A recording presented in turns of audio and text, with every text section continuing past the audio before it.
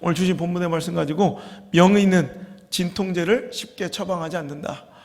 명의는, 좋은 의사는 진통제를 쉽게 처방하지 않는다 라는 제목으로 한 말씀을 증거토록 하겠습니다. 우리가 오늘 선택해야 될 가치는 뭐예요? 부재, 고통을 택하라. 아멘. 자, 우리 인생이 행복해지고 더 승리하기 위해서, 더 좋은 길로 나아가기 위해서 우리가 무엇을 선택하며 살아가야 될지, 어떤 좋은 가치를 우리가 선택하고 붙들어야 될지를 한 주 한 주간 배워가고 있는데 벌써 22주간이 지났어요. 여러분, 우리가 생각할 때 고통과 아픔은 피하고 오히려 내 삶에서 없어져야 돼. 오히려 선택하지 말아야지 우리 인생이 행복할 것 같잖아요. 근데 기독교의 신앙은 대부분이 역설입니다. 역설적, 패러독스의 신앙이에요. 그래서 오히려 세상 사람들은 붙잡기 싫어하고 오히려 도망치려 하고 그것을 선택하지 않는 가치를 붙잡을 때 큰 영광과 승리가 우리에게 있다는 거예요. 그래서 이제 그 마무리, 선택 시리의 그 마무리 즈음에서 역설적이게도 세상 사람들은 피하고 싶은 것들을 우리가 선택해 가고 있어요. 얼마 전에는 고독을 택하라. 그죠? 더 적극적으로 고독하라고 그랬고요. 또 어제 지난주 말씀 같은 경우에 갈등을 택하라. 우리 하나님께서 우리에게 화목과 화평을 주러 온 것이 아니라 검을 주러 우리를 분쟁하게 오셨다는 거예요. 절대 신앙의 가치에 타협이 없기를 주의 이름으로 축원합니다. 오늘 고통, 여러분 고통은 없어져야 행복한 건 아니에요. 오히려 선택하지 말고 잘 피해자, 요리조리 그 아픔과 고통은 피해 다녀야 될 것 같은데 오늘 하나님 말씀을 통해 고통을 선택해야 될, 즉 고통의 긍정적인 의미, 또 고통의 순기능을 한번 살펴볼까 해요. 여러분, 때로는요 고통이, 아픔이 없는 것이 재앙이고 불행일 수 있습니다. 제가 일전에도 말씀드렸는데 희귀병 가운데 전 세계에 몇 명 없는 희귀병인데, 그러니까 무통증, 그러니까 고통을 느끼지 못하는 한 소녀가 있어요. 그래서 그 아이의 영상을 보면 정말 눈물 나요. 그러니까 고통을 느끼지 못해. 와, 좋겠다.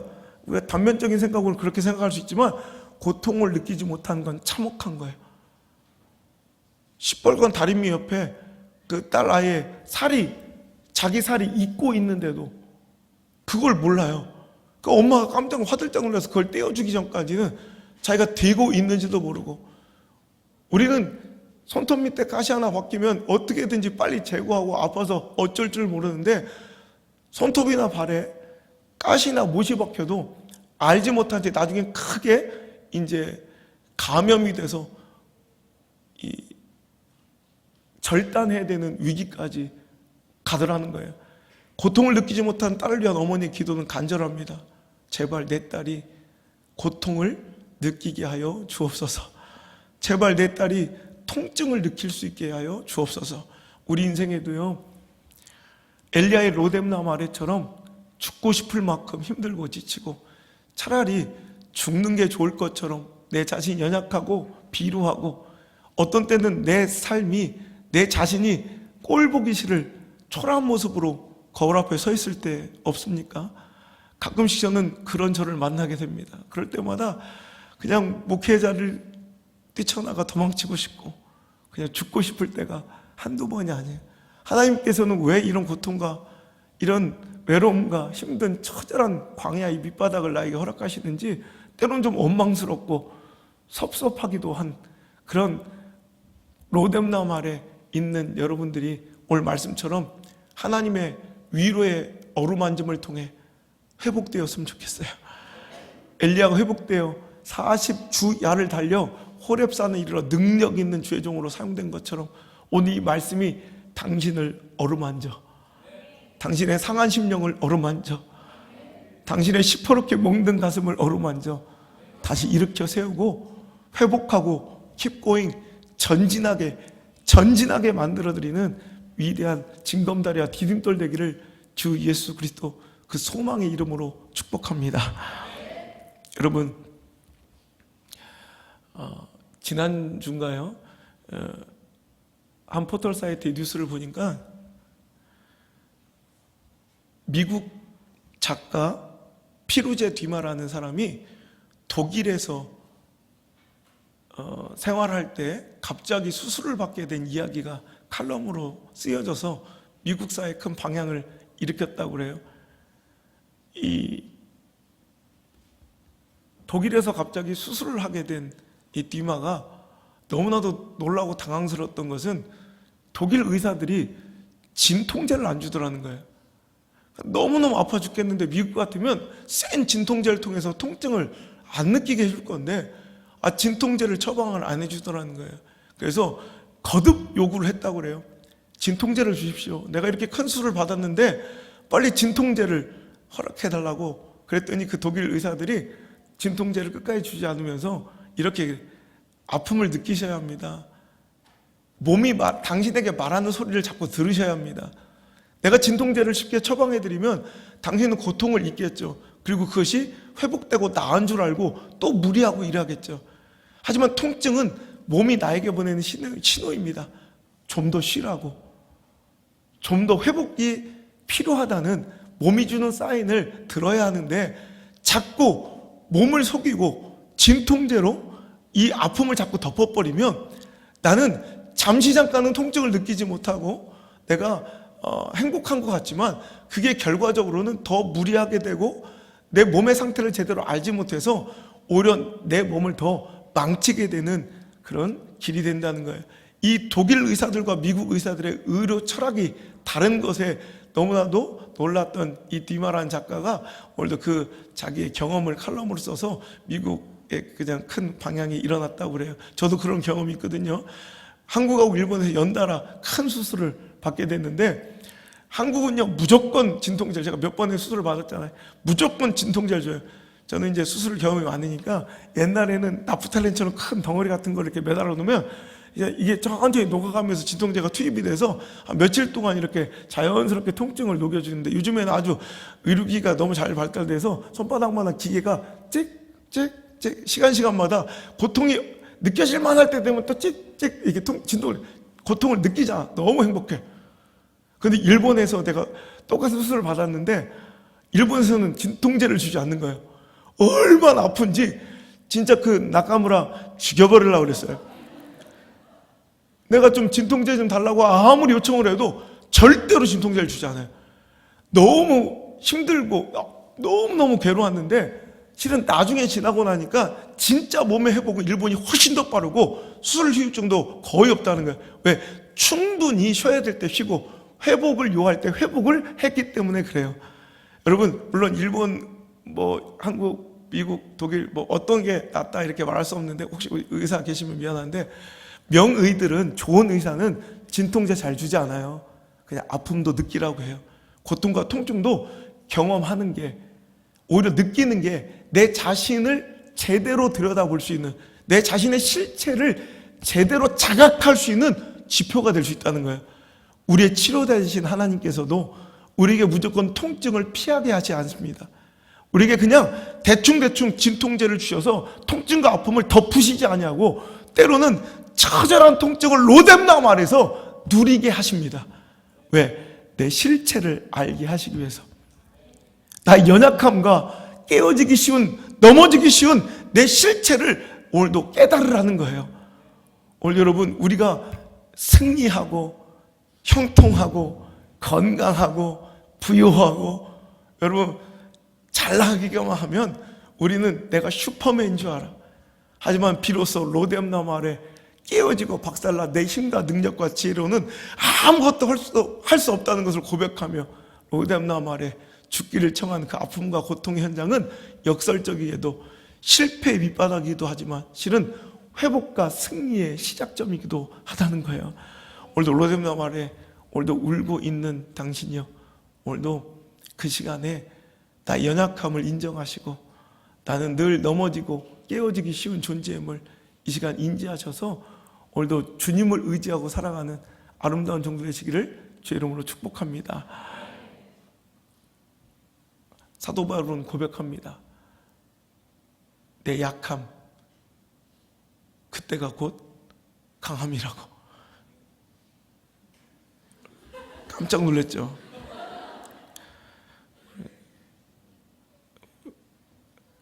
괜찮아요. 좀 어두워도 집중할 수, 오히려 여러분 어두우면 집중할 수 있어요. 우리 예정한 대로 회중석 불 다 꺼볼까요?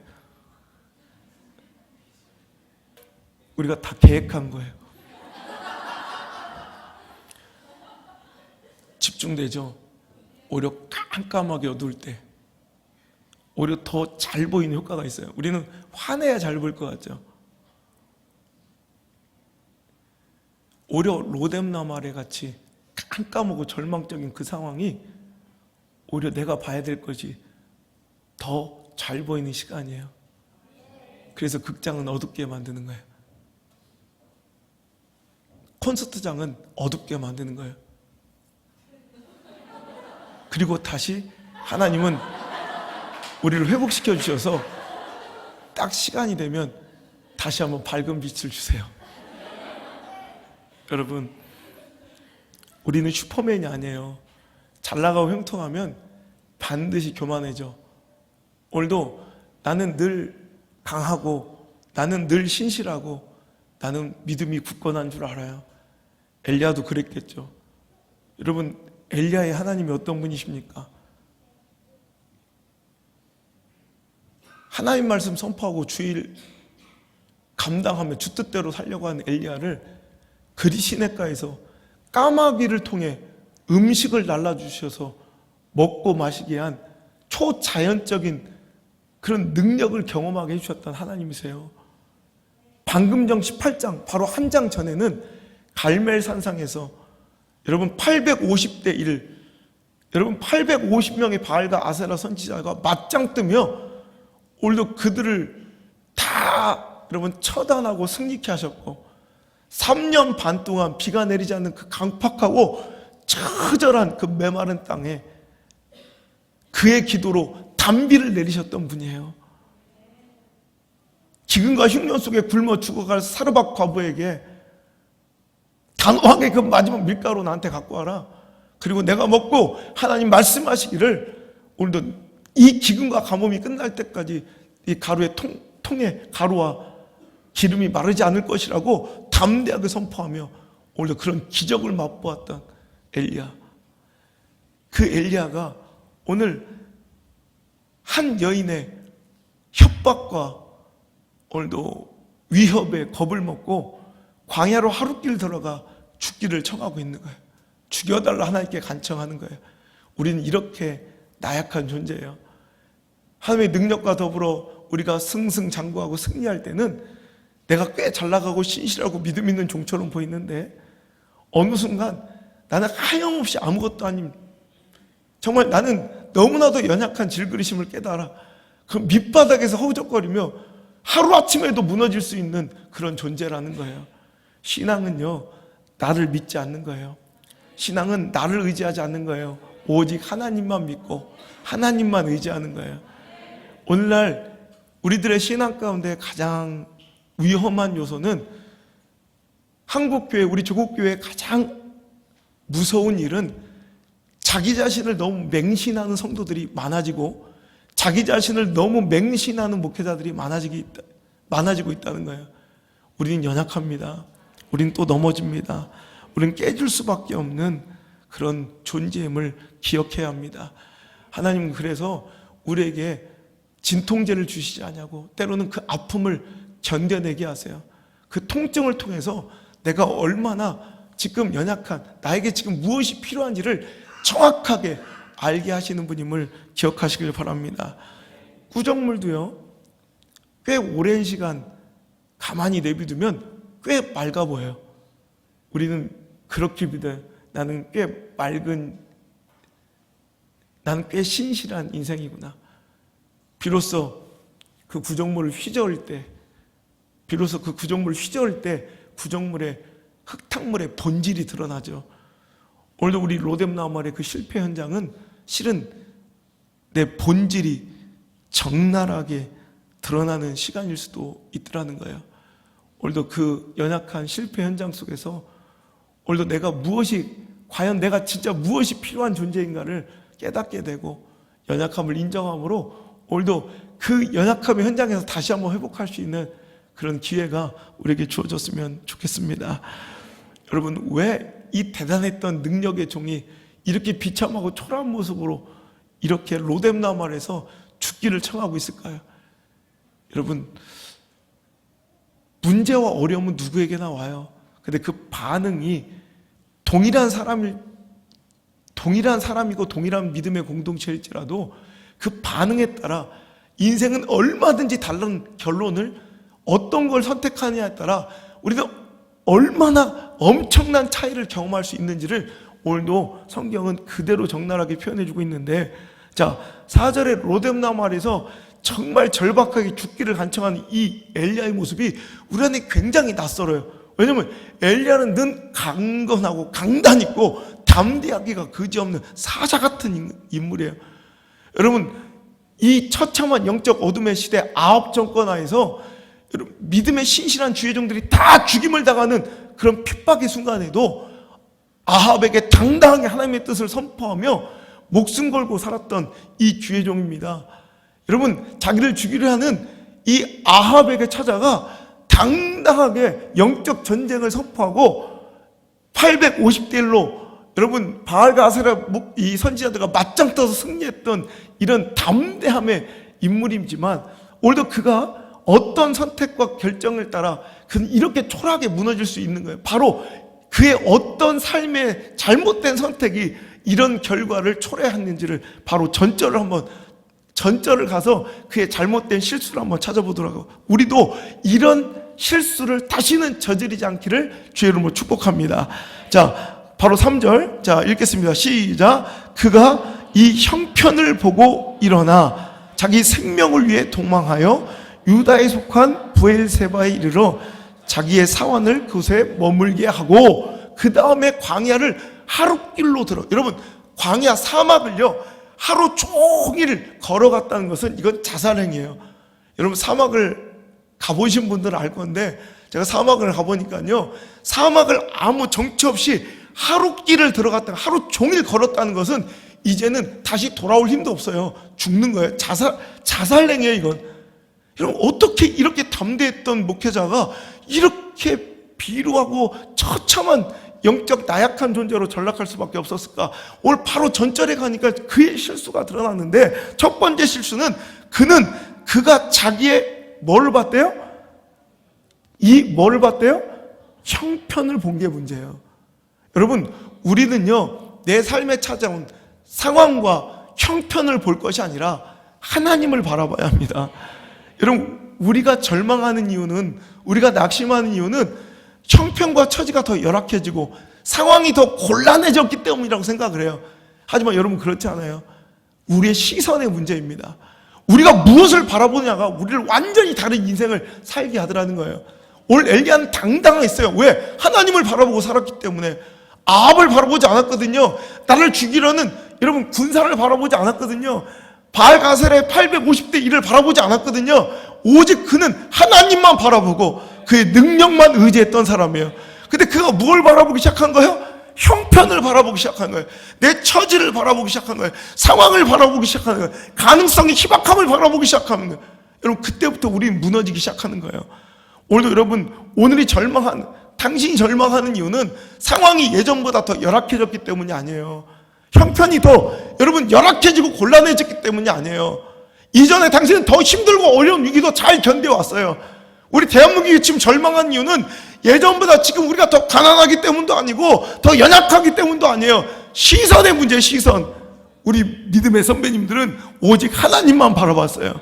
오직 나의 하나님, 나의 도우심은 하나님께 있음을 알고 주님만을 바라보고 그 능력을 사모했어요. 하지만 지금 우리는 상황을 봐요. 옆 사람을 봐요. 나보다 더 가진 자를 봐요. 그가 상대적 박탈감과 빈부의 격차로 인한 흑수저 금수저, 오늘도 스스로 절망하며 오늘도 비루하고 처참한 옛날보다 가장 더 풍족하고 우리나라 역사상 가장 풍요함 속을 살고 있는데도 절망의 크기는, 불행의 크기는 훨씬 더 큰 이유는 여러분 우리의 시선이 잘못된 거예요. 오늘 여러분, 우리 성도들의 실수 중에 하나가 골리앗을 만날 때 다윗처럼 전쟁은 여호와께 속한 것인지, 여호와의 구원하심 그따위 칼과 창과 단창에 있지 아니하다. 하나님의 능력을 바라봐야 돼요. 아멘. 너는 칼과 창과 단창으로 내게 나오지만 나는 만군의 여호와 이름, 네가 모욕한 이스라엘 군대 하나님의 이름으로 내게 나아가노라. 하나님을 바라볼 때 담대해요. 근데 사울의 군사들 수만 명은 40일 동안 왜 어절절거리며 절망하며 난 안 된다, 못한다, 어렵다, 힘들다, 불가하다 오히려 스스로 자멸하며 죽어가고 있었어요? 대적 골리앗을 바라보니까, 상황을 바라보니까, 형편을 바라보니까 그의 그 키가 무려 6규빗 한 뼘이나 된 거야. 안 놀라워요? 알아야지 놀라지. 한 큐빗이 요 중지손가락에서 팔꿈치 가니까 한 45cm, 50cm 된다. 그게 골리앗은 6규빗이었대. 그럼 그것만 해도 50cm 곱하기 6 하면 얼마야? 3m야. 거기다 플러스 한 뼘. 알려줘도 안 놀래네? 울산 내가 많이 집회 나갔다 와서 잘 몰라서 그러나? 남창에 대해서 아직 잘 모르나? 그럼 나한테 알려줘야 다음에 실수 안 하게.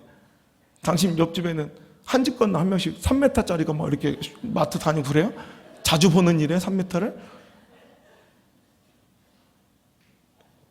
키만큼은 다행이게 그 녹각반을 차고 노툭을 쓰고 놋단창을 양 어깨에 차고 놋으로 비늘갑옷을 만들어 입었는데 그 무게가 무려 놋 5,000세겔이나 되었더라. 그러지 마라. 괜찮아. 무식하면 놀랄 자격도 없어. 오늘날로 따지면 약 57kg에서 60kg짜리 이순신 장군처럼 비늘갑옷을 놋으로 만들었는데 그 무게만, 이 무게만 60kg짜리를 입고, 창자루는 배틀채 같고, 창날은 철 600세겔이나 되는 이런 어마무시한 대적. 지금 뭘 보는 거예요? 상황, 처지, 형편, 가능성을. 여러분, 이런 거 바라보면 우린 늘 절망해요. 우린 또 무너질 거예요. 우리 이제 눈을 들어 주를 바라봐야 됩니다. 하나님 바라봐야 합니다. 시퍼런 홍해 깊이 재고 앉았고, 여리고성에 두께 재고 앉았고, 아람 군대와 미디안 군대 숫자 세고 앉아있지 말고 하나님 바라봐야 합니다. 능력의 주님, 나를 도우실 그분을 바라봐야 합니다. 여러분, 엘리사와 그의 사환의 차이를 보세요. 그들의 사환과 처지는 정확하게 동일해요. 도단성 안에 갇혀있고 아람 군대를 그를 완전히 포위했어요. 자, 사환과 처지는 그 안에 갇혀있는 포위당한 엘리사와 사환은 동일한 문제와 상황 속에 정확하게 일치해요. 근데 한 사람, 사환은 절망하고 주눅들어, 내 주여 우리가 죽게 되었나이다, 막 그냥 통탄하며 절망하고 죽어갈 때 엘리사는 담대해요. 자, 보세요. 상황과 처지의 차이가 아니에요. 똑같은 상황 속에서도 한 사람은 절망하고 한 사람은 담대할 수 있다는 걸 보여주는 거예요. 무엇의 차이예요? 무엇을 바라보냐? 그 시선의 차이예요. 사환은 문제만 보는 거예요. 상황만 보는 거예요. 형편을 보는 거예요. 아픔의 크기만 보는 거예요. 가능성만 보는 거예요. 그럴 때 그는 무너져 가요. 하지만 엘리사는 하나님을 봐요. 그가 사환을 위해, 절망하고 있는 사환을 위해 기도해 줄 때 상황의 더 좋아짐을 위해 기도하지 않습니다. 형편의 나아짐을 위해 기도하지 않습니다. 오직 하나, 주여 저의 눈을 열어 보게 하여 주옵소서. 눈이 활짝 열리자 이제 시선이 달라지는 거예요. 육의 눈꺼풀이 갇혀지고 영의 눈이 열리자 시선이 달라지는 거예요. 할렐루야. 상황이 달라진 게 아니에요. 형편이 달라진 게 아니에요. 처지가 달라진 게 아니에요. 가능성이 달라진 게 아니에요. 아멘 할 때까지 할 거예요. 꼬라지가 달라진 게 아니에요.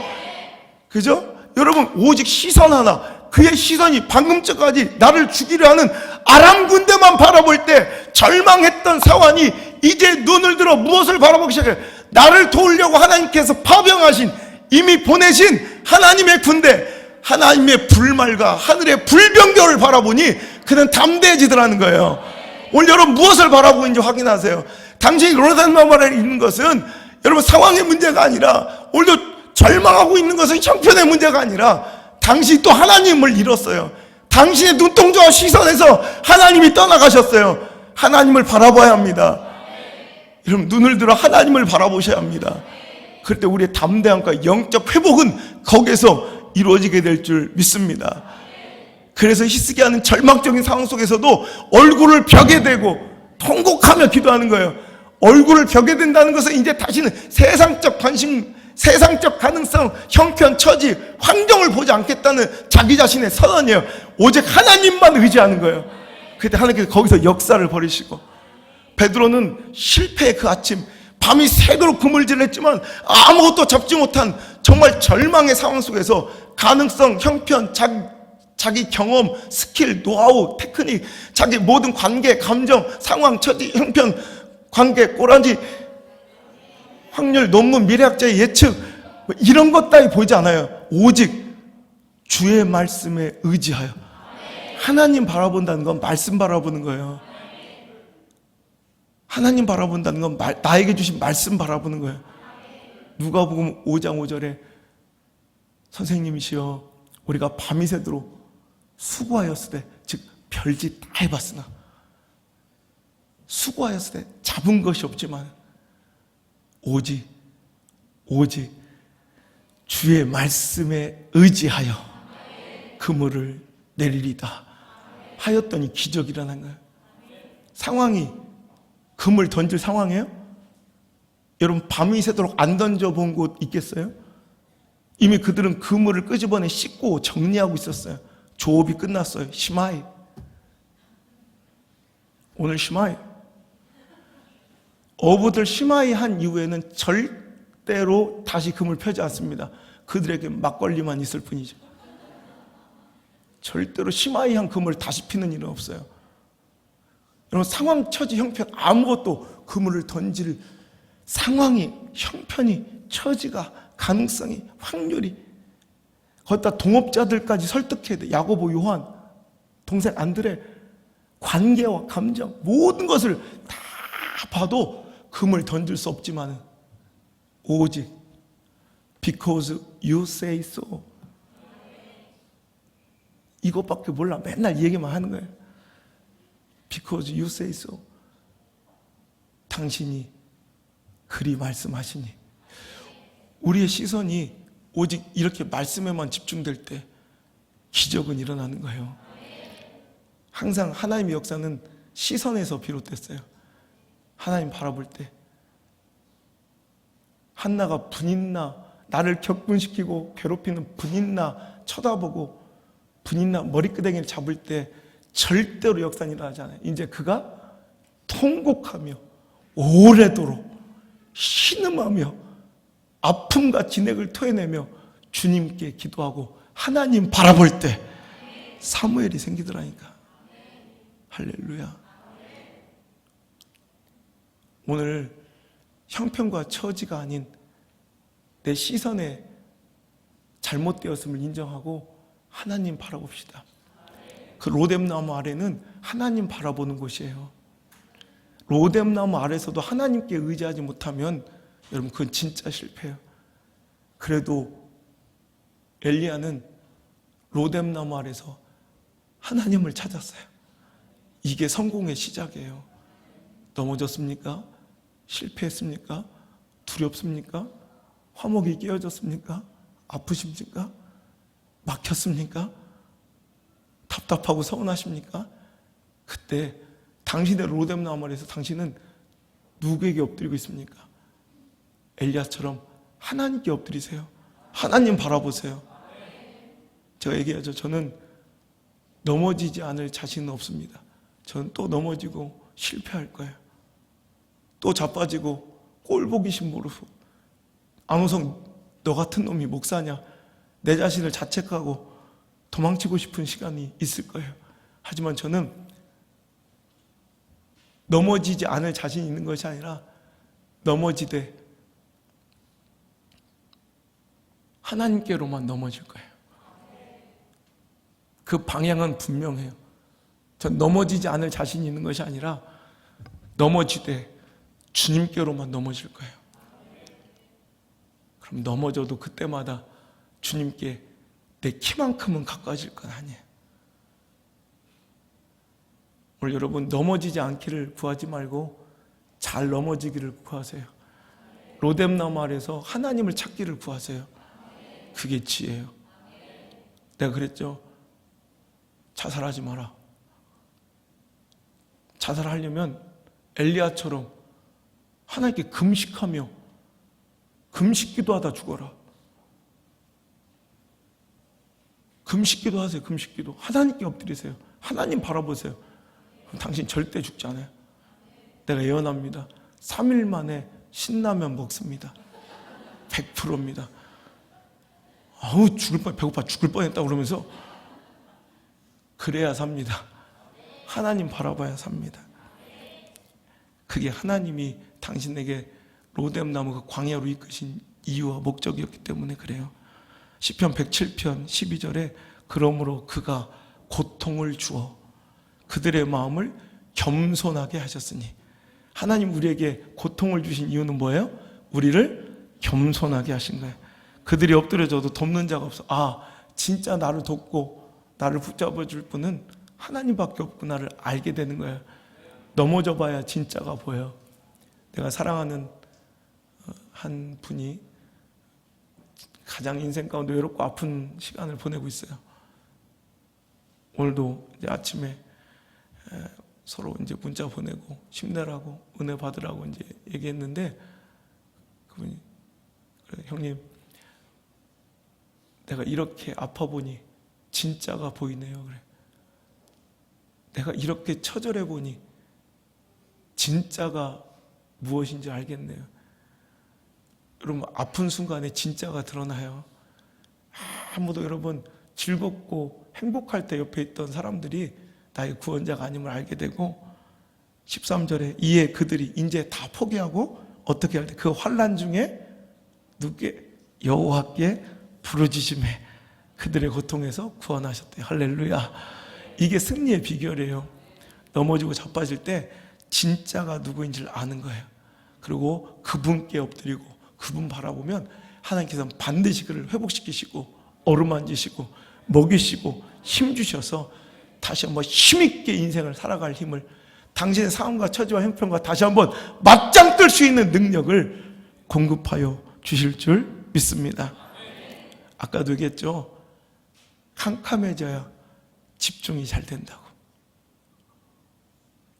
우리 교회 건축하고 지금 처음 이런 일이 있잖아요.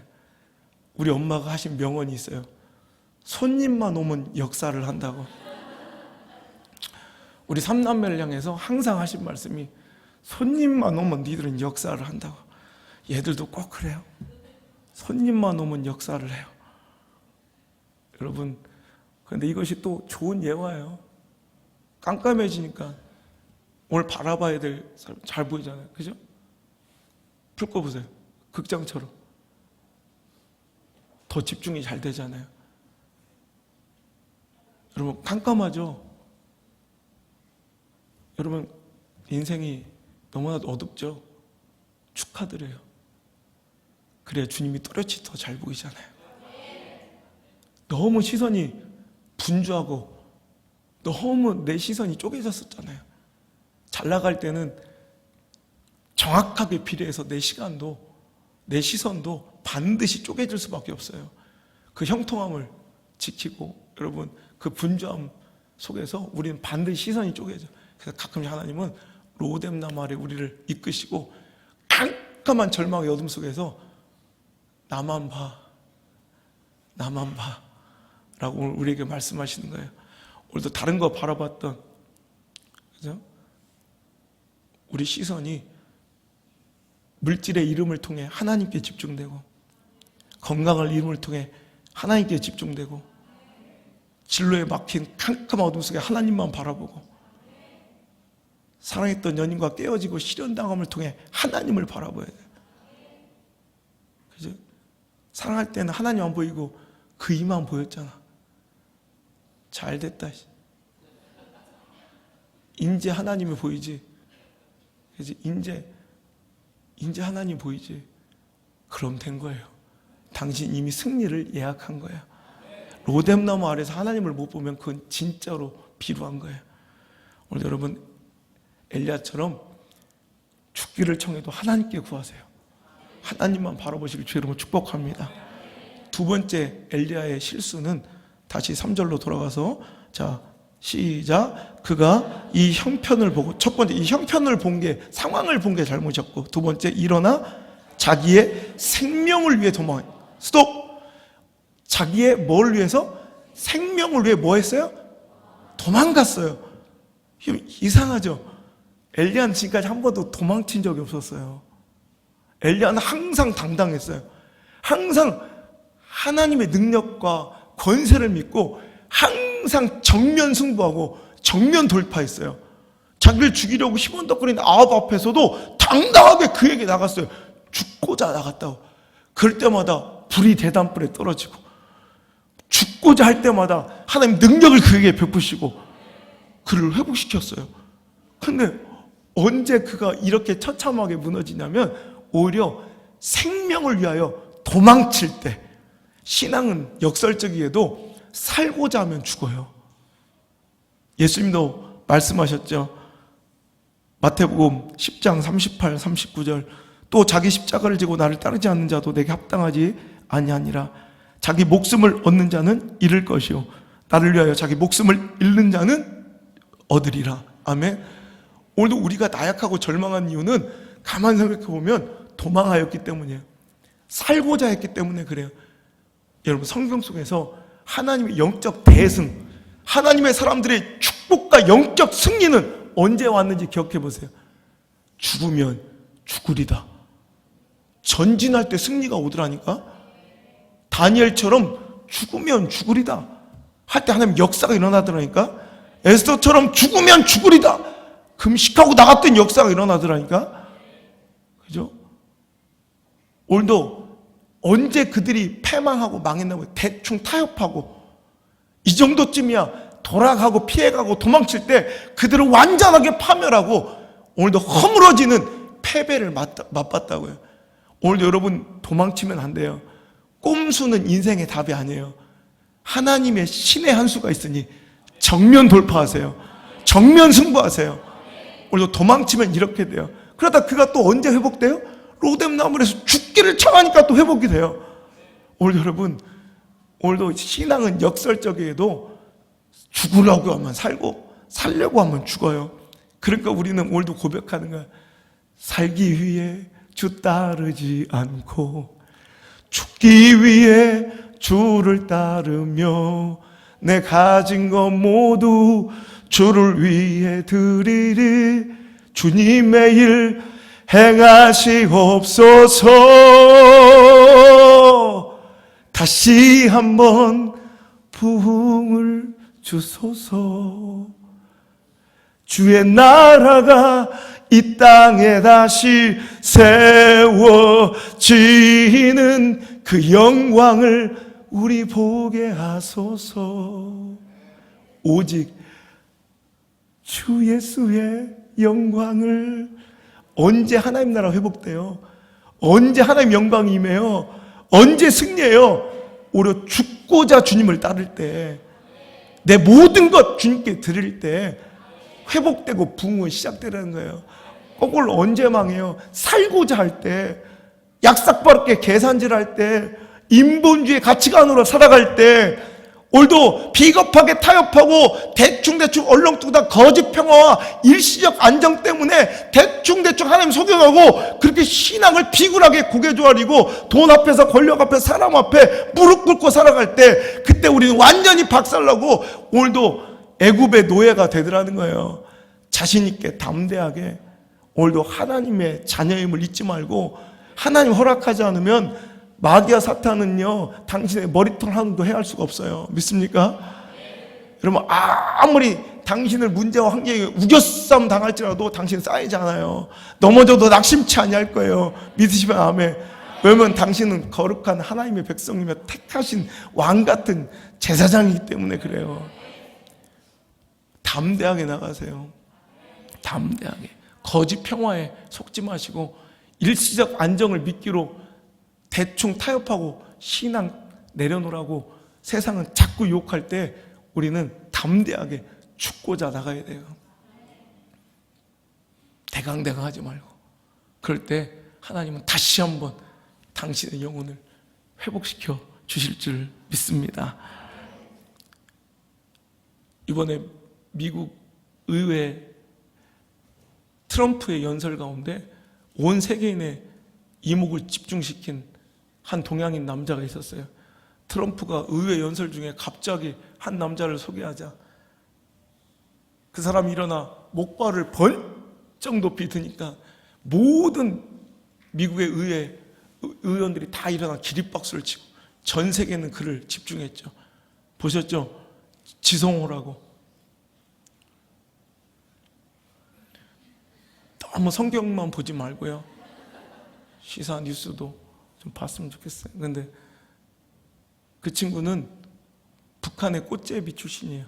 고난의 행군 때 제가 그때 북한 가서 알지만 한 동리에서 하루에 한 리에서 4-5명이 매일같이 아사자 굶어 죽는 사람이 매일 한 동리에서 4-5명씩 나오던 그때 꽃제비로 길거리 시장바닥에 쓰레기를 주워 먹으며 가족들을 부양하고 살았던 어린 아이예요. 우리 안드레만한 그 아이가 화물 열차로 들어가 석탄을 훔쳐다가 팔며 오늘도 달린 열차에 이 석탄을 훔쳐서 파는 거예요. 그날도 석탄을 훔치기 위해서 화물 열차로 접근하다가 영양실조로 정신을 잃어 철길에 쓰러졌고 그 철길에 쓰러져 있는 그 아이를 열차가 그냥 밟고 지나가서 왼쪽 팔 하나와 다리를 완전히 다 절단했는데 북한은 마취제가 없어요. 그냥 봉합수술, 그 어린아이가 그 고통을 그냥 생짜로 견디면서 봉합수술을 한 거예요. 그냥 꼬맨 거예요. 그 마취제도 없이. 거기다 쇼크사로 죽어요. 그런데 그 아이는 내가 죽으면 병든 아버지가 가족들은 죽는다는 그런 일념에 그 어린아이 이를 악물고 견딘 거예요. 아버지가 깎아준 목발을 그때 들어올린 그 목발이 다 달아빠진 목발이 북한에서 탈출하기 위하여 여러분 그 어린아이가 2006년도에 죽기를 각오하고 몇 번의 그 성한 몸으로도 탈출하기 힘든 그 땅을 몇 번에 도전했어요. 이번에는 내가 걸리면 이제 교화소로 가느니 죽겠다. 청산가리를 가슴에 품고 걸리면 바로 털어놓고 죽으려고 한쪽 다리, 한쪽 팔로 목발을 짚고 무려 10,000km를 5개월여에 걸쳐 걸어서 중국, 태국, 라오스를 넘어 탈북에 성공한 거예요. 여러분, 우리 삶에도 비겁하게 대충 타협하고 도망치면 되는 것이 아니라 크고 위대한 인생은 오히려 죽고자 하며 결단하고 나갈 때 위대한 자유를, 영적인 회복을, 주의 나라를, 하나님의 권세를, 시퍼렇게 살아가는 사람의 역사를 경험할 수 있을 줄 믿으시길 바랍니다. 오늘 여러분, 당신의 실패와 아픔이 그냥 허무하게 끝나지 아니하고 오늘도 당신을 어루만지시는 하나님의 놀라운 위로의 역사 가운데 회복하셔서 그 결말도 엘리야와 같기를 바랍니다. 아멘. 그 결말도 엘리야와 같기를 바랍니다. 엘리야처럼 회복되시길 바라요. 일어나시길 바라요. 이제 주님 바라보시고 상황 형편이 아닌 주님 바라보시고 문제가 아닌 내 자신이 아닌 내 꼬라지가 아닌 하나님 바라보시고 더 이상 생명을 구걸하며 도망치는 비겁한 타협의 인생이 아닌 신앙의 정면 돌파를 통해 다시 한번 담대하고 당당하게 세상과 맞짱 뜰 수 있는 용기가 소유되기를 주의 이름으로 축복합니다. 로뎀나무 아래는 실패의 현장이면서 동시에 회복의 현장입니다. 영적 승리와 성장을 누리고 있는 자들에게는 여러분 필연적인 과정이자 삶에 피할 수 없는 일부라는 거예요. 살아있다면 여러분 반드시 살아있는 신앙과 교회라면 오늘도 성장하고 달려가고 있는 교회라면 반드시 겪어야 되는 과정이에요. 오늘 여러분 그 과정들을 잘 이기시고 오늘도 회복되셔서 엘리야처럼 40주야를 달려 강력한 힘으로 하나님께 더 크게 쓰임받는 호렙산 하나님을 만나는 것처럼 오늘도 이 시간을 통해 하나님 강력한 하나님 만나시고 능력의 하나님을 만나시고 엘샤다이 전능하신 하나님을 만나시는 위대한 축복의 종들이 되시길 주의 이름으로 축원합니다. 제가 어저께 밤을 꼬박 샜어요. 잠이 이상하게 안 와서 막 수면제를 먹고 싶더라고요. 근데 참고 갑자기 제가 이제 밤에 새벽에 3시에 일어나서 메모를 한 거예요. 갑자기 이런 마음이 들더라고요. 왜 하나님께서 이런 아픔의 시간과 고독의 시간을 주시? 내가 하나님 위해서 열심히 일했는데 진짜 나 정말 순수하고 정직하게 하나님 위해서 열심히 일했는데, 우리 중보기도 팀은 알 거예요. 얼마 전에 제가 너무 힘들게 광야를 지나가고 있었어요. 너무너무 힘들고 지치고, 내가 뭘 잘못했지? 내가 완전하다는 건 아닌데, 내가 의롭다는 건 아니에요. 분명히 오해하지 말고 들으세요. 내가 뭘 그렇게 잘못했지? 나 정말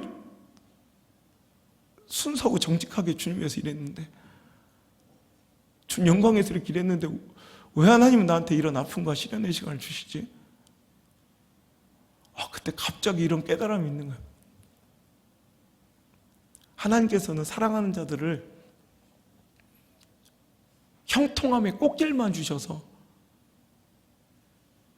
그냥 혼자서 걸어가게 하시는 것이 아니라, 하나님은 사랑하는 자들을 꽃길이 아닌 때로는 로뎀나무 아래로 이끄셔서 하나님의 공급하시는 위로와 힘으로만 살아갈 수밖에 없게 만드신 분이에요.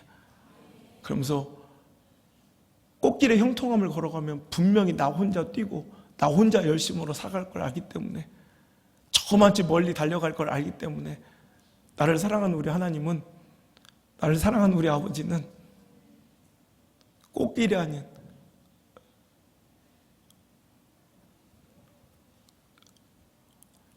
그 광야에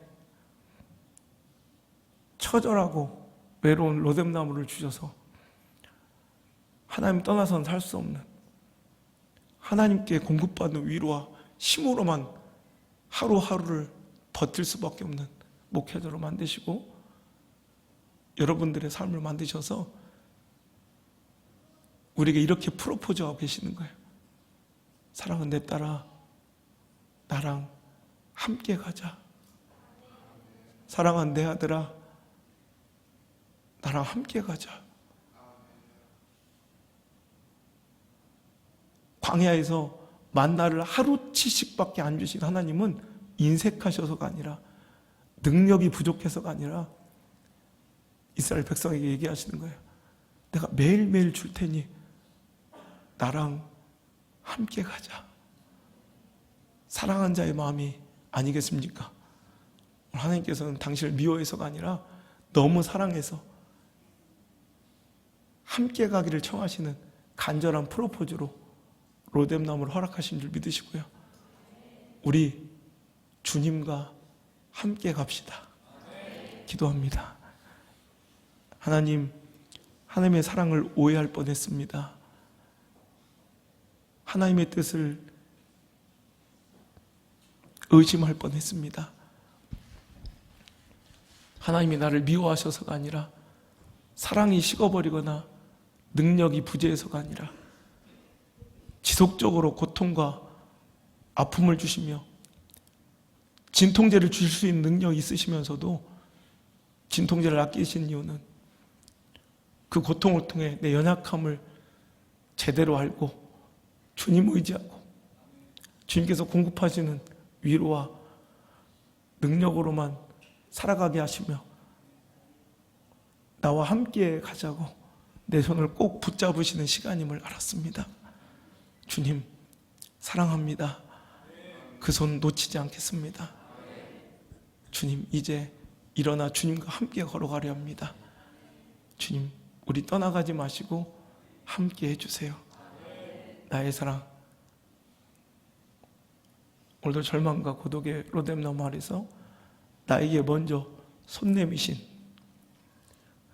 예수님의 그 사랑의 이름으로 감사하며 기도 올리옵나이다. 아멘.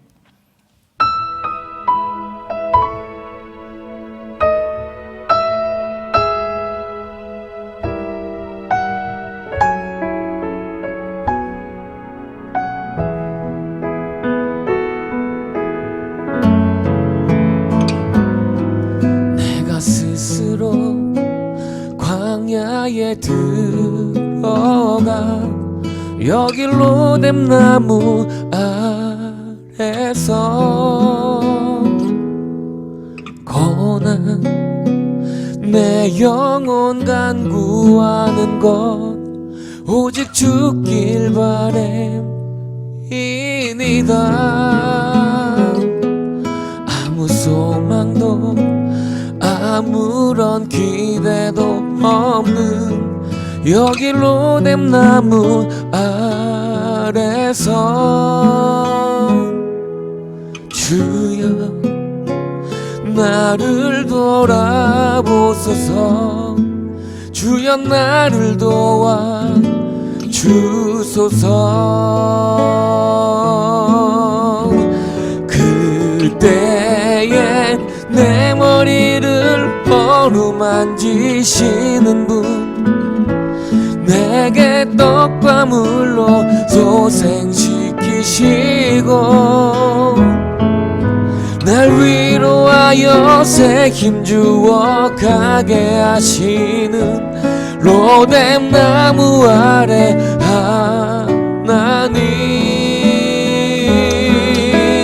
낫게 하소서 주 이름으로 내 영혼의 소원 응답하소서 낫게 하소서 주의 손으로 여기 로뎀나무 아래서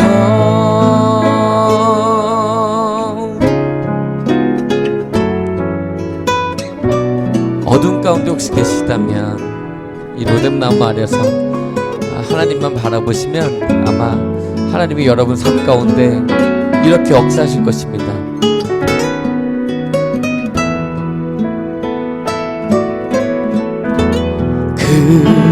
그때엔 내 머리를 어루만지시는 분 내게 떡과 물로 소생시키시고 날 위로하여 새 힘주어 가게 하시는 로뎀나무 아래 하나님 낫게 하소서 주 이름으로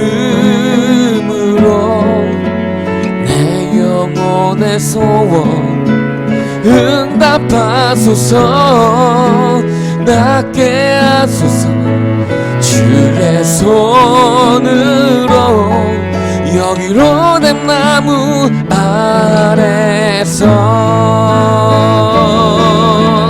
낫게 하소서 주 이름으로 내 영혼의 소원 응답하소서 낫게 하소서 주의 손으로 여기 로뎀나무 아래서 여기 로뎀나무 아래서 여기 로뎀나무 아래서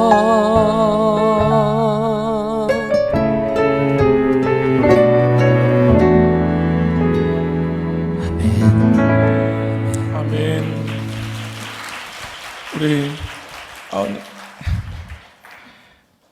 참 우리 하나님 대단하신 분이에요. 그죠? 불 다 켜주세요. 이제 제가 한 7, 8년 전 우리 기억하시는 분들이 있을 거예요. 제가 너무너무 힘들고 지쳐서 정말 이 로뎀나무 아래에 있는 엘리야처럼 다 포기하고 목회도 그만두려고 했던 적이 있었어요. 그때 진짜 아무것도 어떤 인간의 말도 위로가 안 될 때 우연히 듣게 된 찬양이 바로 이 로뎀나무 아래서였어요. 그래서 그 찬양으로 내가 너무 회복되고 그 주간의 설교가 아마 로뎀나무 아래서라는 설교를 했는데 그게 지금 우리 아우님이 부른 찬양이었던 거예요. 그때 하나님께서는 그 노래로 나를 먹이시고 위로하셨다면 이제는 또 이런 귀한 만남을 통해 오늘 너무 놀라운 건 실은 우리가 이게 계획됐던 게 아니었거든요. 오늘 딱 이 말씀 준비하고 있는데 제가 지난주 집회 홍대에서 이렇게 청년들과 같이 밥 먹고 있는데 딱 그때 우연히 전화 와서 오늘 김해 집회 있는데 형님 그냥 울산으로 와서 하루 형님 보고 가겠다는 거. 그래 그럼 잘 됐다. 근데 딱 오늘 말씀이 그럼 찬양 하나 불러줄래? 우리 여러분 이렇게 원곡자가 나와서 이렇게 불러주는 거예요. 우린 이 정도야. 그래서 얼마나 위로해. 내가 그때 너무 놀라운 것은 그때 정말 처절한 밑바닥이었는데 엘리야하고 똑같았어요. 그때 하나님 위로를 받고 버티니까 그때 제가 이렇게 외부적으로 사역하고 막 정말 이렇게 크게 쓰시기 시작한 딱 그 시점이 딱 그 시점이에요. 여러분 오늘 절망의 그 로뎀나무는 절대 여러분 실패 현장이 아니에요. 하나님께서 큰 승리를 주시는 시작점이에요. 거기서 쓰러지지 마시고 오늘도 하나님 위로 잘 받으셔서 오늘도 이런 어저께도 우리 유정사하고 같이 밥 먹으면서 우리 김정원 사모님과 같이 밥 먹으면서 얼마나 행복하고 좀 기적 같은 일인지 너무너무 행복하고 재밌는 거예요. 그리고 또 내가 그 횟집을 수십 번을 갔는데 내가 목사님 서비스로 항상 환타, 사이다 그 이상은 안 나왔어요. 근데 어제 처음으로 전복, 굴, 멍게, 해삼. 그래서 그거 보면서 참 우리가 어쩌다 이렇게 만나서 이렇게 행복을 서로 나누고 있는지 생각하니 꿈 같고 우리는 기적 같고 우연 같지만 하나님의 역사는 정확하신 거예요. 오늘도 보세요. 너무 기가 막히잖아요. 기가 막혀. 여러분 하나님 대단하신 분이에요. 그 하나님이 당신을 지키시고 계세요. 지금까지 그 숱한 로뎀나무에서 당신 건지신 분이 오늘도 당신을 붙잡고 계세요. 그거 잊지 않았으면 좋겠어요. 그리고 그 음성 꼭 듣고 가세요. 사랑하는 내 딸아, 사랑하는 내 아들아, 나랑 함께 가자. 이제는 내 손을 먼저 꼭 잡아주신 예수 그리스도의 크신 은혜와 날 너무너무 사랑하셔서 때로는 로뎀나무 아래서 먹이시는 내 아버지 하나님의 크신 사랑과 나를 고아처럼 과부처럼 내버려 두지 아니하시고 위로의 떡가물로 어루만지시는 보혜사 성령님의 그 아름다운 손길이 이제 절망 가운데 일어나 다시 인생과 사역의 사명의 큰 발걸음을 떼기 시작한 회복이 시작된 모든 성도들의 머리 위에와 저희들의 가정과 자녀들의 인생의 모든 발걸음마다 이제부터 떠나가지 마시고 떠나가지 마시고 1초도 떠나가지 마시고 영원토록 함께 머무시기를 간절히 또 간절히 축원하옵나이다. 아멘.